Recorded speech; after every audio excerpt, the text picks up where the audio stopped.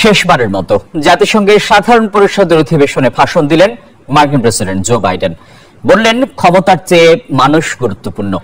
ভাষণে তিনি আরো বলেন, ক্ষমতার স্বেচ্ছাচারিতার কারণে বিশ্বজুড়ে বিভিন্ন জায়গায় অস্থিরতার যুদ্ধ চলছে। মধ্যপ্রাচ্যে শান্তি ও স্থিতিশীলতা আনতে যুক্তরাষ্ট্র সর্বোচ্চ চেষ্টা করে যাচ্ছে বলেও জানান তিনি। ইসরায়েল হামাস ইস্যুতে প্রেসিডেন্ট বলেন, এখন সময় এসেছে যুদ্ধবিরতির শর্তাবলী চূড়ান্ত করার। ইউক্রেন রাশিয়া যুদ্ধ প্রসঙ্গে বলেন, ব্যর্থ হয়েছে পুতিনের যুদ্ধ।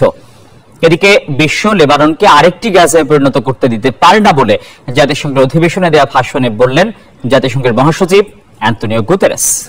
Was headed toward war. America was at war in Vietnam. At that point, the longest war in America's history. Our country was divided and angry, and there were questions about our staying power and our future.